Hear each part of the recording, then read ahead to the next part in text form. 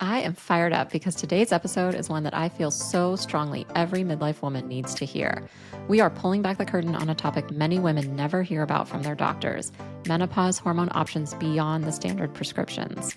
My guest is Dr. Peter Koshland, a UCSF-trained pharmacist and founder of Koshland Pharm, the only compounding pharmacy in San Francisco accredited by the Pharmacy Compounding Accreditation Board because of its commitment to quality.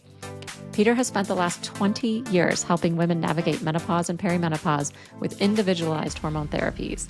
In this episode, he explains why one-size-fits-all hormone therapy is not right for everyone, what your other options are, and how the right dose can change everything from your sleep to your mood to your long-term bone health. You deserve to know what your options are. Get ready to take some notes, and please share this episode generously with your midlife friends. Hello, my friend, and welcome to the Belong Wellness Podcast. I am your host, Jessica Long. I am a health coach specializing in perimenopause, a longtime fitness instructor, mama of two littles, and a wife. If you are a midlife woman wondering what the actual F is going on with your hormones, your emotions, your relationships, your career, and your life in general, then you belong here. Join me each week as I share my own personal stories of how I navigate this wild stage of life. I also bring in experts and fellow badass midlifers to share their incredible stories of career pivots, managing relationships, parenting, living a healthy lifestyle, and much more. So listen, if midlife has you feeling like you're just not yourself anymore and alone in the chaos, this podcast is for you. Grab your giant water bottle, snap on your weighted vest, and let's get to it. Before we jump into today's episode, just a quick reminder that I am not a licensed medical care provider and do not provide medical services or advice. The information shared in this podcast is meant to be educational, not prescriptive. Please consult your medical doctor before making any changes to your diet or lifestyle. Also, the opinions of guests on this show do not necessarily reflect the opinions of Jessica or anyone affiliated with Belong Wellness. Peter, you are a treasure trove of information when it comes to menopause hormone therapy, and I could not be more excited to be talking to you today. So thank you so much for your time and for coming on the show. You're welcome. Fun to chat about my favorite subject, so this is not a chore. Well, actually, I have my list of questions here, but I have to ask, why are you so into midlife women's wellness and menopause hormone therapy? Like, this is, besides my dad, you're the first man I've had on the show. It's funny you ask that because I ask myself that question all the time, and I'm often in rooms where I'm the only guy, or maybe there's a husband supporting their partner there, but I don't totally know why I'm like the hormone guy, because I have not been through menopause and I will not. But I think something happened for me when I learned about hormone replacement. Kind of just a quick kind of history of my journey into this medicine was, I was a pharmacist in 2000 when the Women's Health Initiative came out and we told everyone to stop taking hormones. That was the general recommendation in medical establishment, and why would I do anything different? That's what we were all doing. It wasn't until about 2004, 2005 that kind of basically, I always say I'm not like the most, I'm not like the smartest guy in the room, but I'll always try to learn and be open-minded to what people are saying. I'm not going to just dismiss it. I think that's my one saving grace. I had a bunch of patients ask me about bioidentical hormones, and I was like, oh boy, here we go, some sort of trendy quasi-medicine thing. But instead of just dismissing, I'm like, okay, you know what? Because I need to do my job well, I'm going to go research this and do some trainings and learn about what you guys are talking about so I can come back and be very clear about why you're wrong and why I'm right. And what happened was when I went to these trainings and they started showing me the data, and I'm a UCSF pharmacy school grad. We pride ourselves on evidence-based medicine and clinical competency.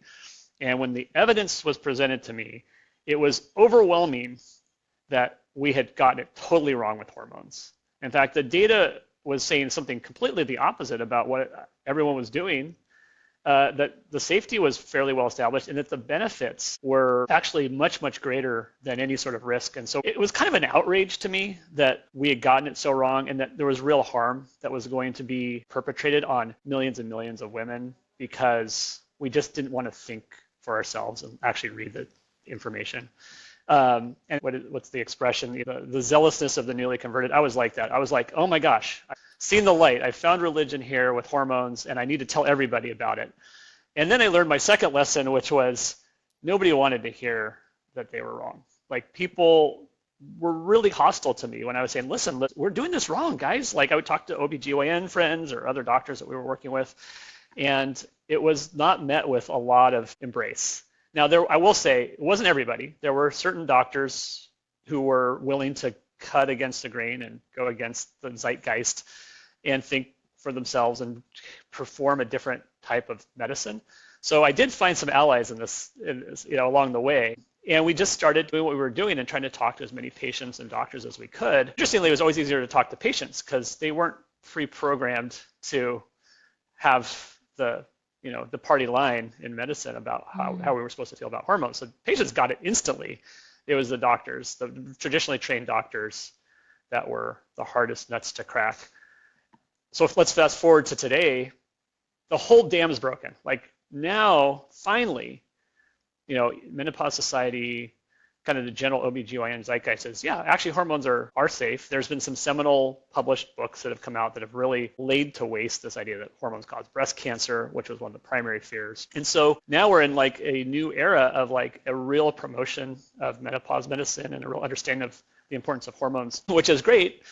And there's still some opportunities to kind of go out there and help practitioners and patients understand that you still have to do this the right way for it to really have the maximal effect for patients. So it's a long answer to your question, but I'm really passionate about this stuff and it's really fun. And when we get it right, it's really rewarding because women get their lives back in ways that are very profound.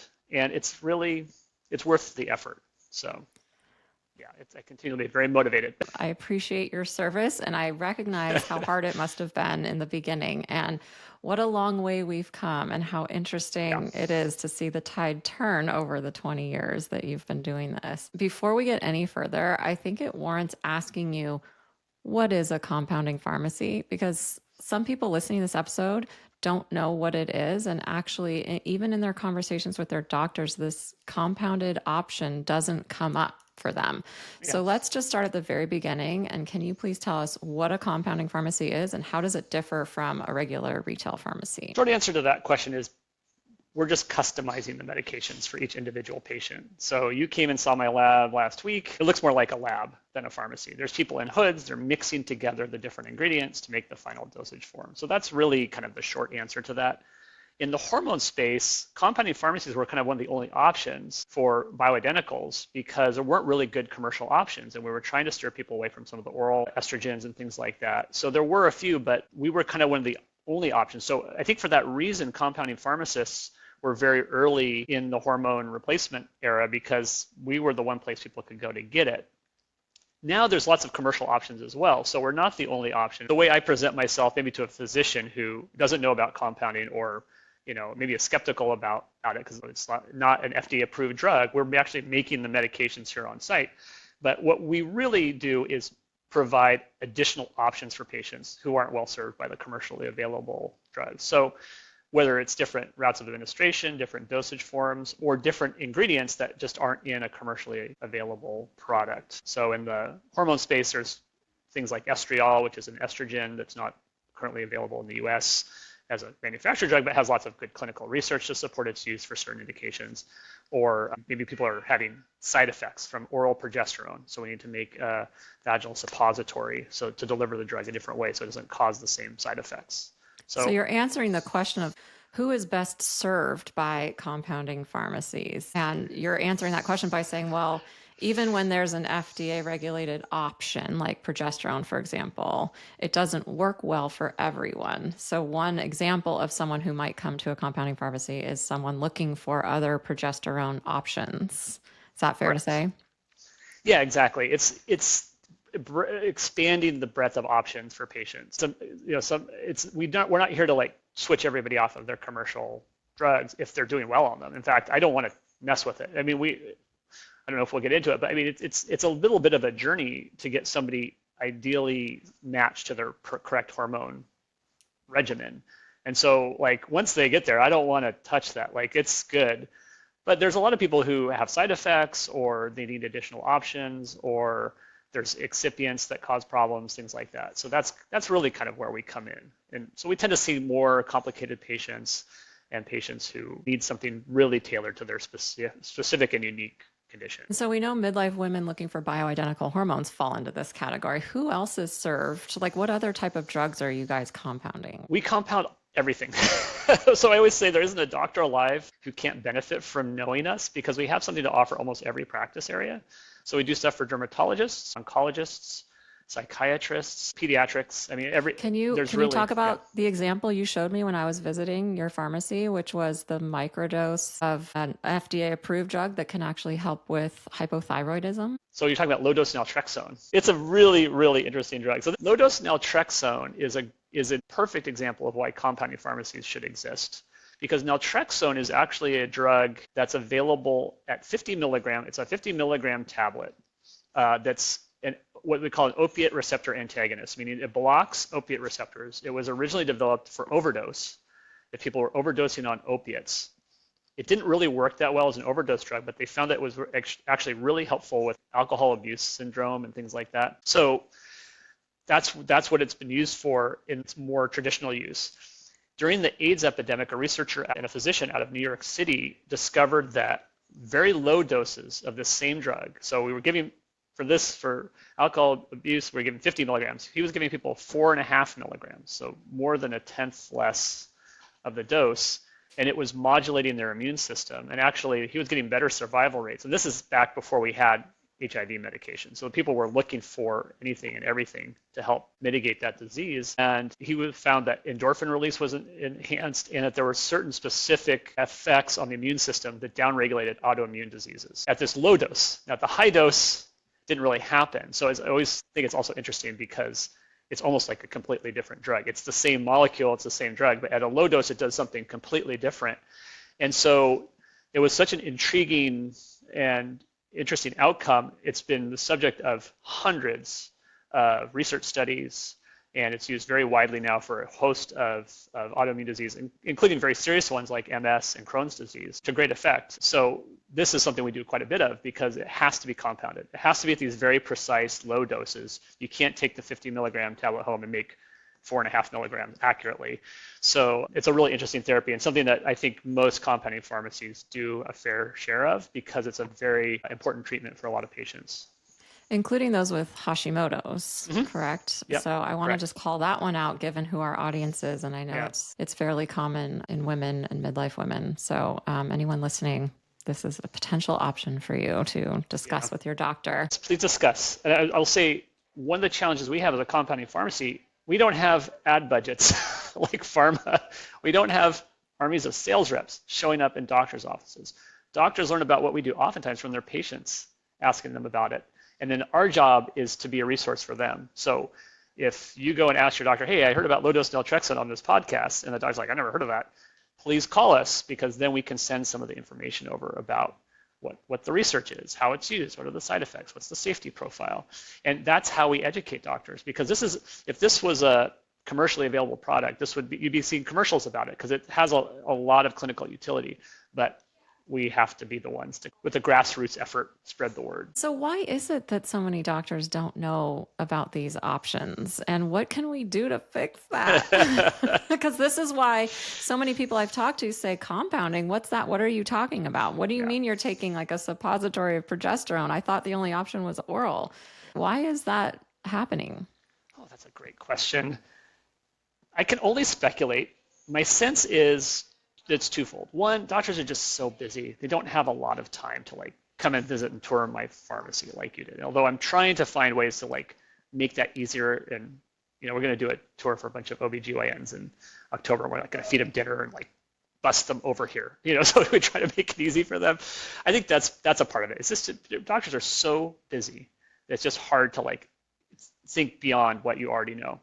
The other part is just the pharmaceutical industry just dominates what doctors learn and know. I mean, and they control the whole narrative. So when new drugs come out, they're giving doctors dinners. They're showing up with very, well-published, well-produced, glossy, advertising and marketing information. I mean, and it's not that all those drugs that they're doing are bad, but they just have the ability to really set the tone for what doctors expect out of a new drug. So when we talk to them and we say, like, well, we just customize everything, that's really outside the norms of what they're used to.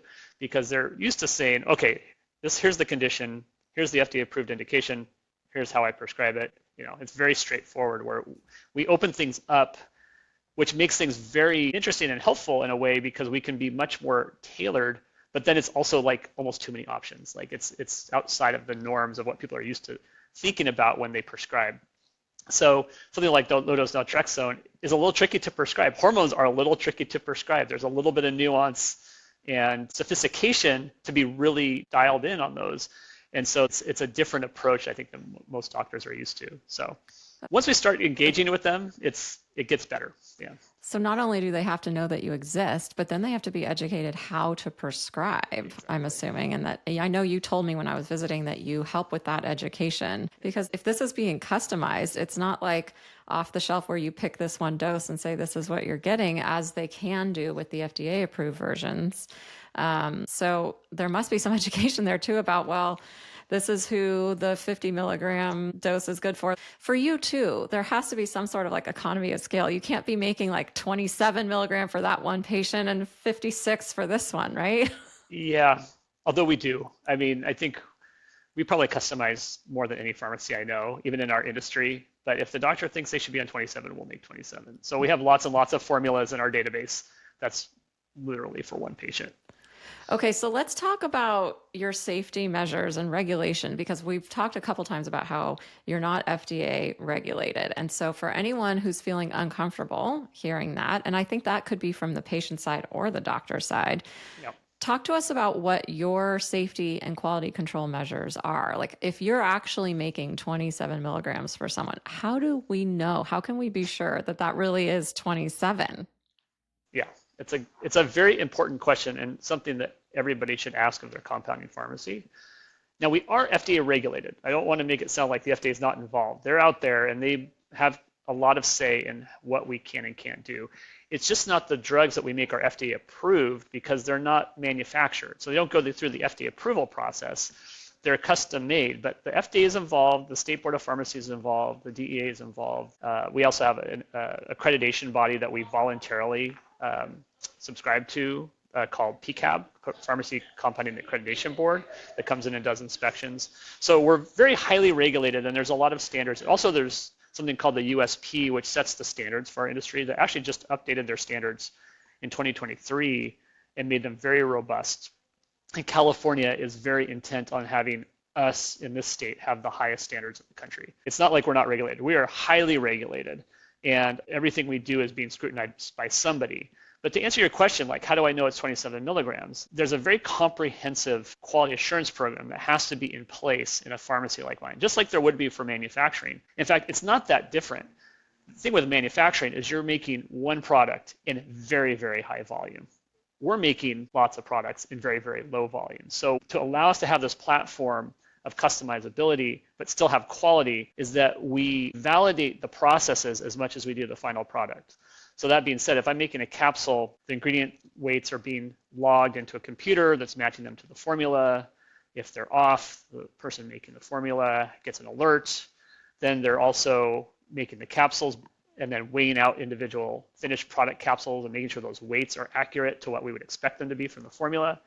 And then on top of all that, we're sending out lots and lots of finished samples every month, 15 to 20 a month, across all of our products, capsules, creams, suppositories, et cetera, with different ingredients, to have a third-party lab test them and make sure that it really is 27 milligrams.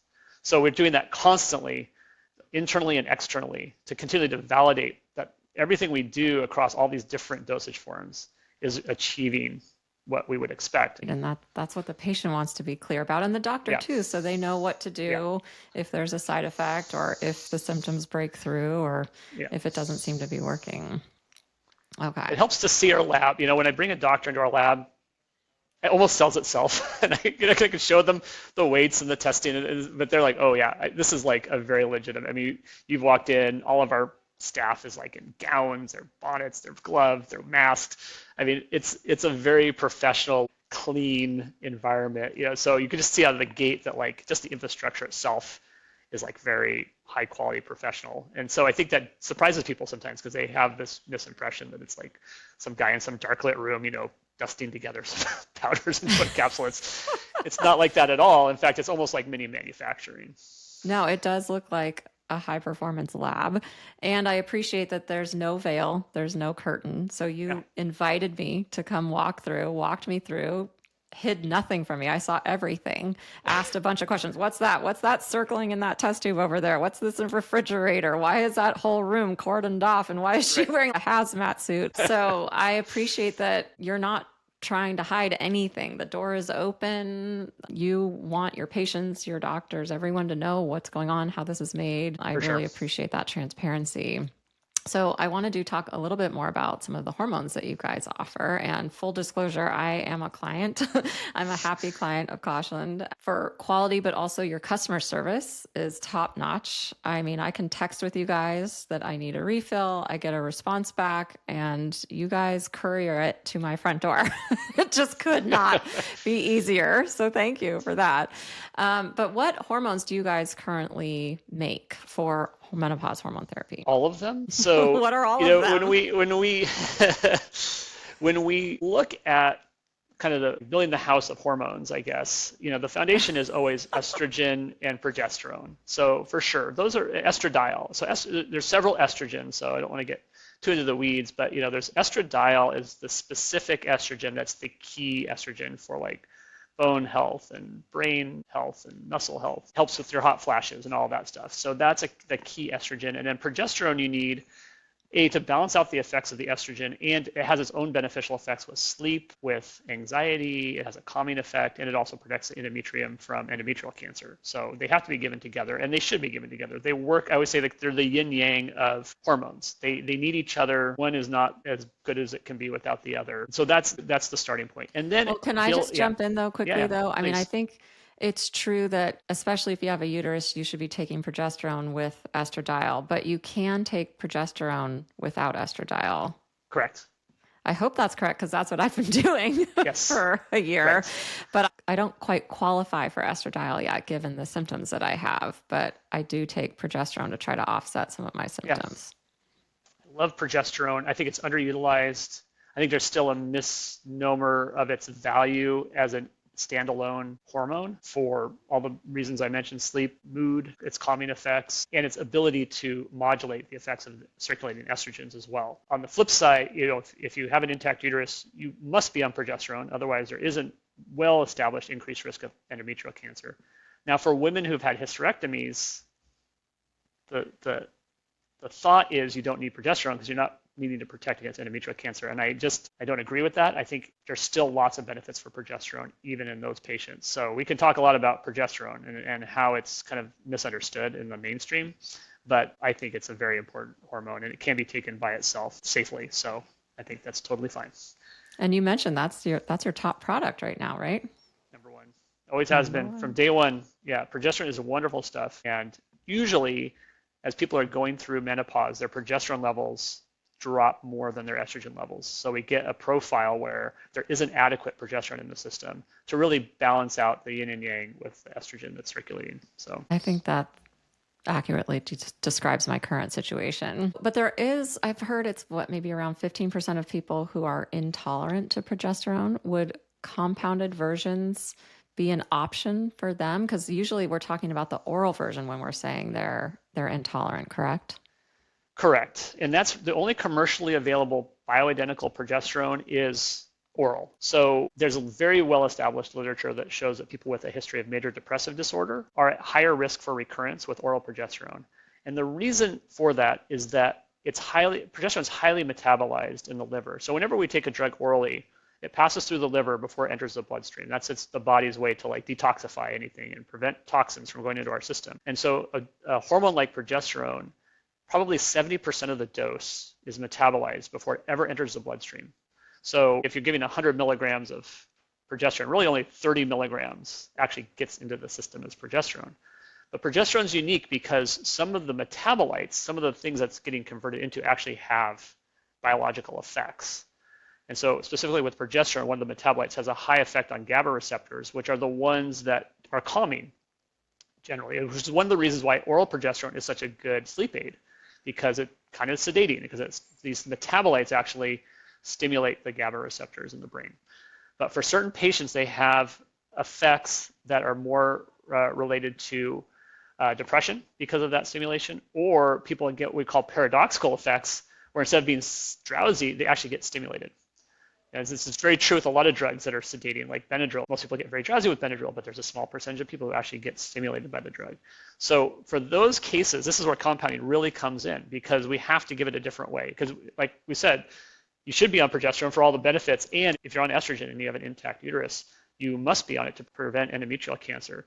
So our recommendation is to use vaginal progesterone because it will absorb very efficiently into the bloodstream. It doesn't pass through the liver, so it's not creating all these metabolites. There's actually been some studies that have looked at this, that this risk of recurrence of major depressive disorder with vaginal progesterone doesn't happen the way it does with oral progesterone. So it's a safe alternative for those patients or people who have just general side effects with oral progesterone. So this is a really great example of where a compounding pharmacy can come in and offer a great alternative for those specific patients. And so important to know. I think there's just patients out there taking oral progesterone feeling like it's not working for them for whatever reason, who don't know that there is another option. And this could be circling back to what we talked about before, where their doctor doesn't use compounding pharmacies or doesn't know how to prescribe compounding for whatever reason. And so that discussion is never brought up. And that's why we have these discussions on these platforms. I want to say one more thing about this conversion from oral to vaginal progesterone. And this is where I really need to talk to more OBGYNs about this. As pharmacists, we think of something called bioavailability. So like if I give a drug, what percentage of that drug actually gets into the bloodstream? So we would say if oral progesterone, 70% is metabolized, 30% gets in the bloodstream. So that's 30% bioavailability. That's the amount of the drug that's actually getting in. With vaginal, it's like almost 100%. The thing I'm seeing now is people are, because they're not aware of compounding or they're not wanting to use compounding, they're having people take the oral progesterone and use it vaginally, which is not what it's designed for. It's very messy. It's in a peanut oil base. But the other thing about that is it's 100 milligrams now that's going in 100%. So if you take 100 milligrams of oral progesterone and give it vaginally, you've tripled the dose. So if we're going to actually do an equivalent dose, we would make a 30 milligram suppository. So these are the kind of the little nuances. This is why you have to know us, because we can explain this to you. It's very simple. This is language doctors understand. But if you're not aware of some of these things, you can actually have the risk of really increasing the dose inadvertently without realizing that, oh yeah, it's not passing through the liver. It's 100% going in. So these are some of the little nuances that we try to help educate doctors about. So that's one of the challenges I'm having right now, is seeing a lot of people getting 100 milligrams using the oral medication vaginally for these cases, and it's not the best way, in my opinion.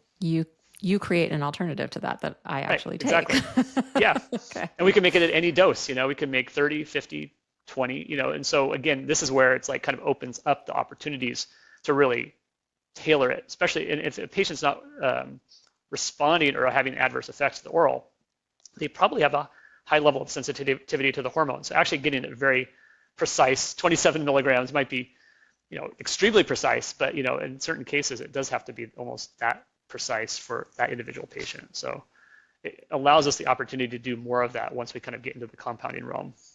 It's an art and a science. Okay, so we talked about estradiol, progesterone for menopause hormone therapy. What else? So the third part of it is testosterone, and that's the one that I think is, again, a very important need of compounding pharmacy. There isn't a commercially available testosterone product for women at the doses that are appropriate for women. There are lots of testosterone products on the market that are appropriate for men, but men need orders of magnitude more testosterone than women to have adequate physiologic levels. So, typically what we would make is either like a topical cream, again, that may be a vaginal suppository, maybe adding it into the progesterone. You can actually put them together. So that's another place where a compounding pharmacy can be really helpful. And testosterone specifically, I think, is really helpful for a lot of women. And I always call it the missing piece of the puzzle for our hormone. We call, the hormone symphony. We call it. They all work together. We know that estrogen, estradiol, and progesterone have this yin yang. I think we get a lot of benefit from those two hormones. Usually, we can get hot flashes down to 0. People's mood stabilizes, night sweats, sleep improves, energy level improves. But oftentimes, some of the symptoms aren't quite totally resolved. And I think when we add testosterone in for a lot of those patients, it gives us that last piece of the puzzle, especially things like mood, energy, brain fog. Some of those symptoms, they're improved, but I'm not all the way back to where I felt like I was pre-menopause. Testosterone can be very helpful in those patients. And to your point, this is where compounding comes in and sings, because even in the documentary, The M Factor, they show a packet of testosterone that is approved for men and say, okay, but a woman's dose of this is 10%. So take 1/10 of that, squeeze it out onto your finger, rub it onto your arm. I'm like, what? I mean, that sounds absolutely crazy. Whereas I get a little pump from you guys of a cream. It says use one pump. I pump one pump, rub it on, I'm good to go. I don't have to measure it myself. I don't have to worry that I got too much that day and what that might mean, or if I run out too soon and don't have any.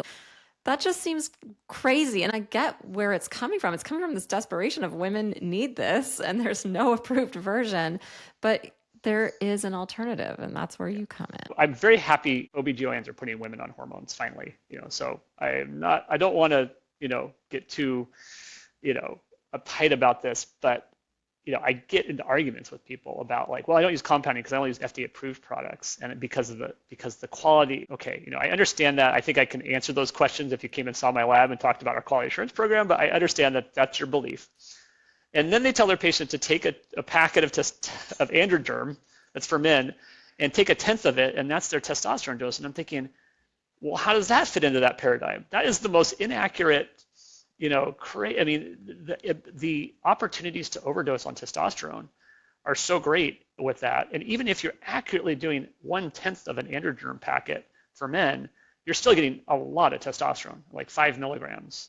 So it's always interesting, like the cognitive dissonance of that. And so I'm getting very, very firm about if you're putting your patient on testosterone, it's got to be compounded.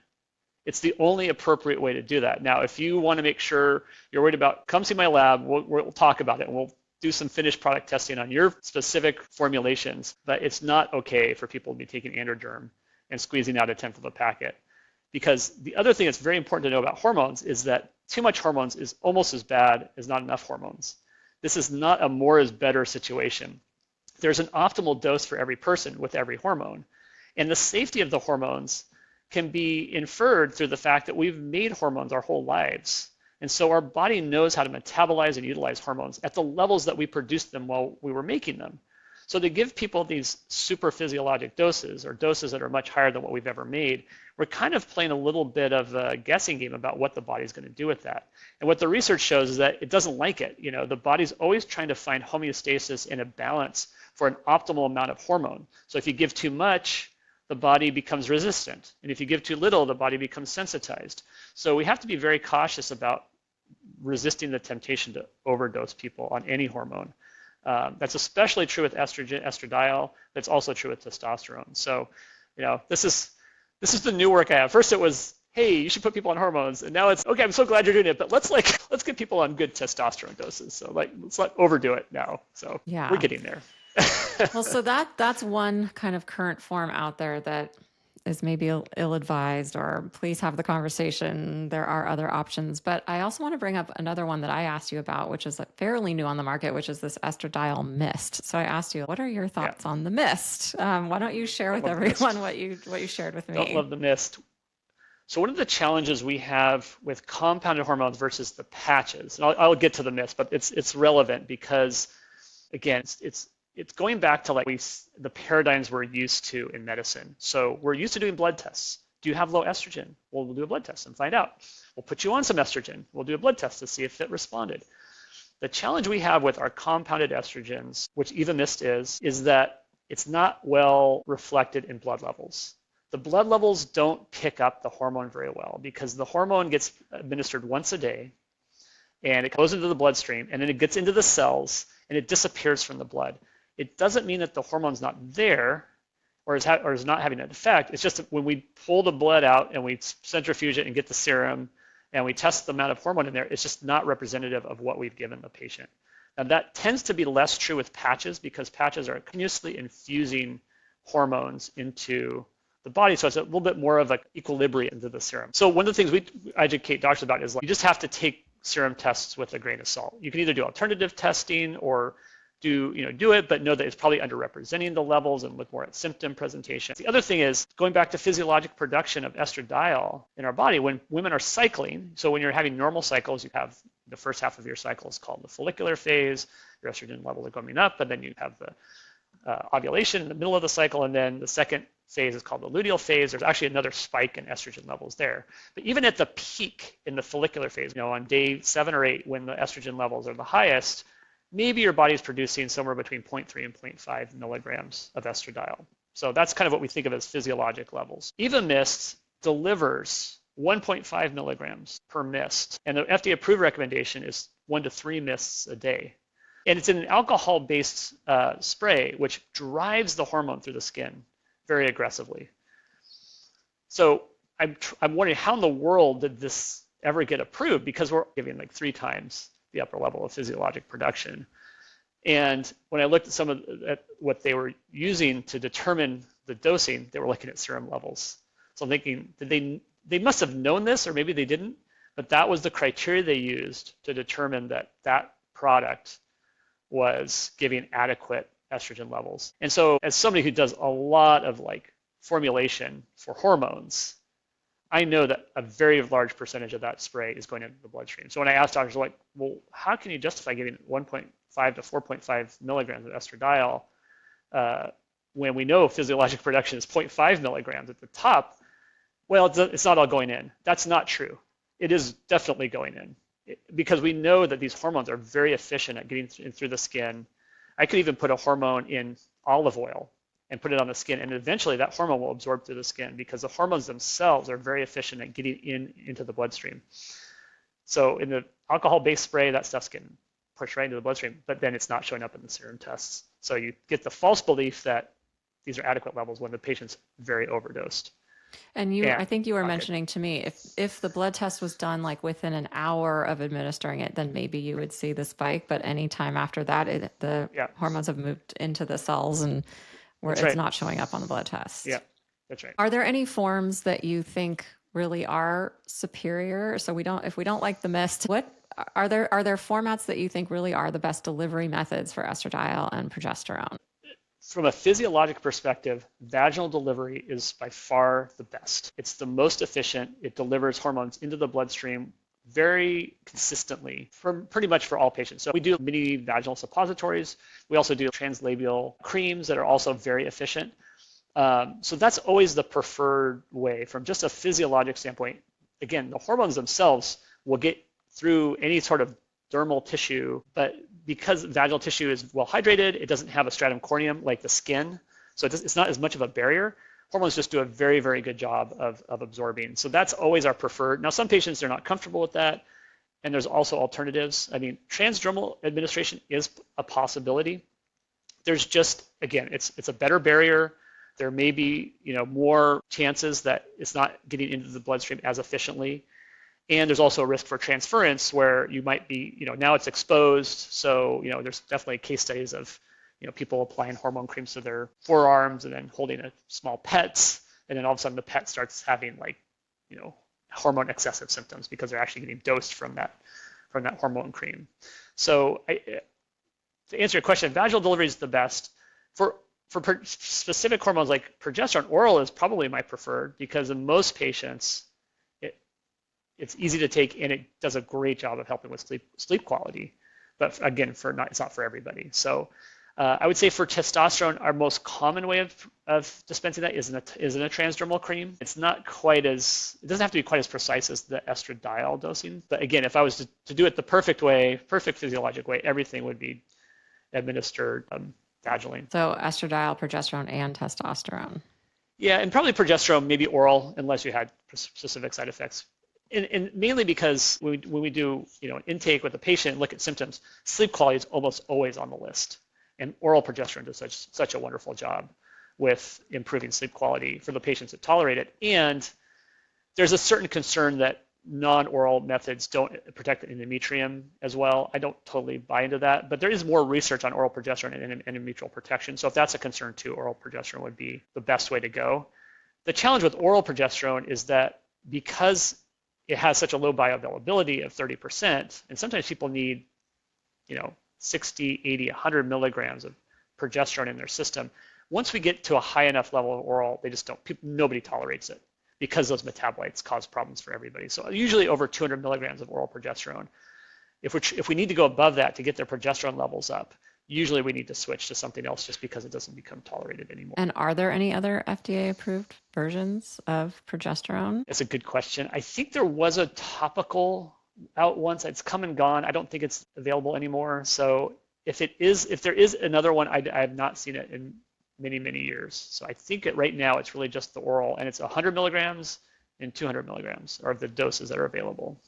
And then just to clarify, I know we talked about this when I was visiting you, but the vaginal version of progesterone is not metabolized through the liver. So you don't get some of the same GABA receptor activity that you do from the oral. So the vaginal one isn't giving you the same sleep benefits, correct? Correct. Exactly.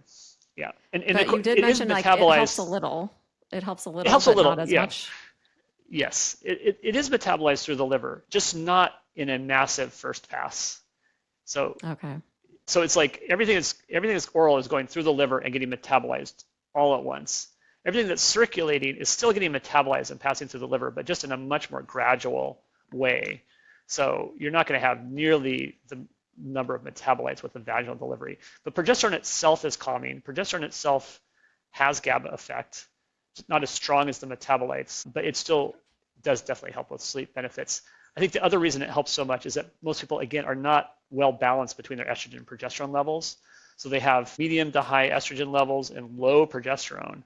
And that creates what we call like an estrogen dominance state, where you have like excessive estrogen activity, and that can be kind of stimulating, and that can also disrupt sleep. So just balancing out the hormones can also just help with sleep quality. Okay, great. Thank you for clarifying that. So I want to ask you just a couple questions before we wrap up. What trends are you currently seeing in menopause hormone therapy, and where do you think we're going in the next decade or so? That is a great question. Well, I mean, this whole new trend in menopause medicine, I think, has emerged in the last year. It seems very new to me. The M Factor movie that you mentioned has been widely screened. It's about time. And, they said something in that movie I thought was like very interesting, is like, every woman goes through menopause. Like, why are we not treating this like something that we can, manage? So, I mean, it's a topic whose time has come for sure. I'm hopeful that it continues to expand awareness. I mean, apparently it's still only like 5% of women who could benefit from hormones or getting hormones. So there's just still a huge opportunity to give more women an opportunity to explore this option. I do want to make sure practitioners specifically are aware of compounded options for people who don't tolerate oral progesterone. If they want to be on testosterone, making sure they're not just using small doses of the male gels. So, and there might be some products coming out that may address that are commercially available too. I'm not totally sure. But at the end of the day, this medicine's been around for decades. I mean, some of the early research in kind of quote unquote bioidentical hormones goes back to like the 1940s. I mean, and there was a lot of study and research in the 80s. Of course, in 2000s, when the Women's Health Initiative created the whole kind of hormone freak out, even that study had a lot of interesting information about the value of hormones in women. So I'm just hoping that, we continue to understand that this is a very important piece of therapy that women need as they age, and a recognition that just because we didn't do this 100 years ago doesn't mean we shouldn't be doing it today. I mean, we want to live longer than we lived 100 years ago. So I think we have a good justification to say utilizing hormones to not only treat symptoms like hot flashes and brain fog and night sweats, but we also want to make sure we're preventing bone loss, protecting muscle loss, and protecting the brain, which are things the hormones are quite good at doing. We can start to think about the importance of these tools in kind of allowing us to have healthy aging, and not just think, okay, well, my reproductive years are over, so now I'm just going to let my whole body fall apart. We don't have to accept that because we have these tools and they've been around forever and we know how to use them very well. So I think it's a very important discussion that I think is starting to happen, but we need to have it 100 times more. Yeah, I do think, like, we talk about bioidentical hormones so much in the present. So managing your symptoms in the present. But I think there's so much more to talk about when it comes to longevity benefits that you mentioned and how to improve your quality of life post-menopause. So it's not just symptom management. There's so much more that they can help with when dialed in and delivered correctly. Bone density loss alone is enough of a reason to care, because once your estrogen levels start to drop, your bone density will drop. I mean, that's just a fact. And so why do some people not get osteoporosis and some do? Well, the level of decline didn't cross the threshold of osteoporosis for those patients. They had denser bones to start. The decline was maybe a little less pronounced, but it happens to every woman. So just that alone is a reason to care, because it can be very devastating. We haven't started talking about the brain or all the other stuff. Oh my gosh, I know. Okay, I'll bring you back. We'll talk about all that. But if you could sum up why compounding matters in a single sentence that someone could take away from this episode, what would you say? I would say it matters because we expand the range of options for patients who are not well served by the commercially available options and can find good solutions for them most of the time. So we're bridging the gaps there, filling in the gaps. Yeah. I love that. Peter, thank you so much for your time. I really could talk to you all day. I'm going to let you go because I know you have to leave. We're just getting started. We are. That's we why haven't you're talked about back. DHEA. Oh my gosh. Yeah. Oh, I have some personal experience with that one. I'll bring you back. But in the meantime, where can everyone find you, connect with you, learn more about Koshland Pharmacy? Yeah, probably best is our website, koshlandpharm.com. Oh, my phone's ringing. Koshlandpharm.com, which is just my last name, PHARM.com. And we have some videos kind of showing our labs and quality assurance discussions too, and some pages on hormone replacement. So it's a good place to start. Fantastic. Thank you so much. And again, thank you for all the work that you're doing for us midlife women. I really can't thank you enough for all of the work that you've put in and just the amazing pharmacy that you've built for us. It's a fun battle to fight because we're on the right side of history on this one. So thanks again. All right. Thank you. Here are 3 things I hope you take from today's conversation. 1, you probably have more hormone options than you've been told, and compounding pharmacies exist to expand those options. 2, safety and quality are not afterthoughts. Accredited compounding pharmacies follow strict testing and standards, so you can trust what's on the label is really what you're getting. 3, the how matters as much as the what. Whether it's oral, vaginal, or transdermal, the right delivery method and dose can completely change how hormones work in your body. If this episode gave you clarity, please share it with a friend or post it on your social media. This kind of information is not talked about enough, and the more we spread the word, the more women will know they have choices when it comes to their health and well-being. Thanks so much for listening, and I'll see you next week.